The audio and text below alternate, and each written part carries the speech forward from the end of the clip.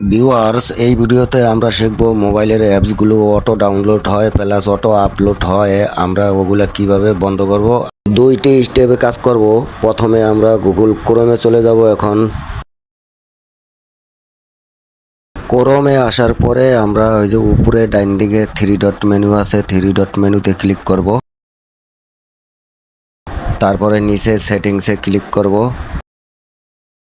সেটিংসে ক্লিক করার পরে আমরা নিচে আসব। নিচে এসে আমরা খুঁজবো এখানে সাইট সেটিংস। সাইট সেটিংসে ক্লিক করব। ক্লিক করার পরে আমরা নিচে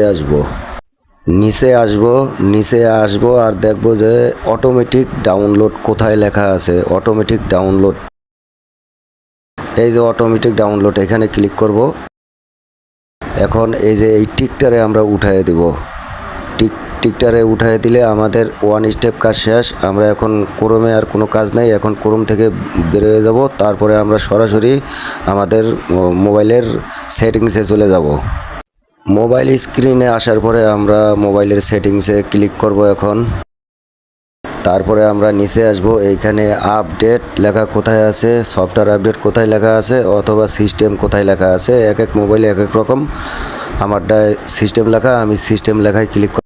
সিস্টেম লেখার পরে এখন উইন্ডোজ আপডেট লেখায় ক্লিক করতেছি। এইখানে আসার পরে আমরা উপরের ডাইন দিকে ওই যে সেটিংসের আইকনে ক্লিক করব।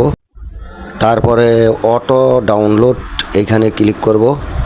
অটো ডাউনলোডে ক্লিক করার পরে এখন ডু নট অ্যালাউতে ক্লিক করব।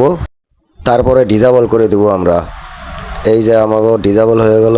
তো ভিউয়ার্স, এখানে আমাদের কাজ শেষ। তো ভিডিওটা যদি ভালো লাগে প্লিজ চ্যানেলটা সাবস্ক্রাইব করবেন। তাহলে আজকের মতো এখানেই রাখি। খোদা হাফেজ।